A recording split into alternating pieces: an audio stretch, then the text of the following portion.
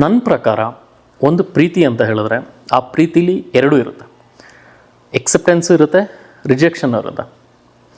ಪ್ರೀತಿನ ಒಪ್ಕೊಂಡಾಗ ನಾವು ಎಷ್ಟು ಖುಷಿ ಪಡ್ತೀವೋ, ಪ್ರೀತಿನ ರಿಜೆಕ್ಟ್ ಮಾಡಿದಾಗ ಖುಷಿ ಪಡೋಕ್ಕಂತೂ ಆಗಲ್ಲ. ಆದರೆ ಒಂದು ಅವ್ರ ಮೇಲಿರುವಂಥ ಗೌರವ ಭಾವನೆ ಅಥವಾ ಅವ್ರ ಮೇಲಿರುವಂಥ ಪ್ರೀತಿ ಇದೆಯಲ್ಲ, ಅದು ಕಮ್ಮಿ ಆಗಬಾರ್ದು.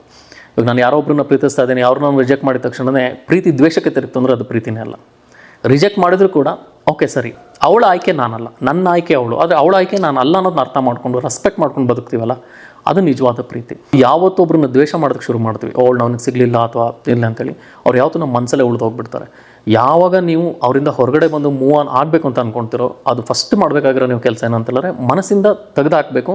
ಯಾವ ಭಾವಗಳು ಅವ್ರ ಮೇಲೆ ಇರಬಾರ್ದು, ಕೋಪನೂ ಇರಬಾರ್ದು, ದ್ವೇಷನೂ ಇರಬಾರ್ದು, ಪ್ರೀತಿನೂ ಇರಬಾರ್ದು.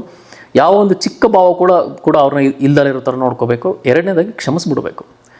ಹೇಳ್ತಾರಲ್ಲ, ಏನು ಹೇಳ್ತಾರೆ, forgive but do not forget ಅಂತ ಹೇಳ್ಬಿಟ್ಟು, ಹಾಗೆ. ಸೊ ಕ್ಷಮಿಸ್ಬಿಡ್ಬೇಕು, ಆದರೆ ಯಾವತ್ತೂ ಮರಿಬಾರ್ದು. ಅವ್ರು ಏನು ಮಾಡೋದ್ರು ನಿಮ್ಮ ಜೀವನಕ್ಕೆ ಅನ್ನೋದನ್ನು ಯಾವತ್ತೂ ಮರಿಬಾರ್ದು. ನಾಳೆ ಅವ್ರು ಬಂದು ಜೀವನದಲ್ಲಿ ಅದನ್ನು ಚೆನ್ನಾಗೇ ಮಾತಾಡ್ಕೊಂಡಿರಿ, ಎಷ್ಟು ಬೇಕಷ್ಟು ಮಾತಾಡ್ಕೊಂಡಿರಿ, ಆದರೆ ಯಾವತ್ತೂ ನಿಮಗೆ ಅವರಿಂದ ಏನಾಯಿತು ಅನ್ನೋದನ್ನು ಮರೆಯೋದಕ್ಕೆ ಹೋಗಬಾರ್ದು. ಆ ರಿಜೆಕ್ಷನ್ಗಳಿದೆಯಲ್ಲ, ಆ ರಿಜೆಕ್ಷನ್ಗಳು ಯಾವತ್ತೂ ಕೂಡ ಪ್ರಾಣನ ಕಳ್ಕೊಳೋ ಥರಕ್ಕೆ ಹೋಗಬಾರ್ದು.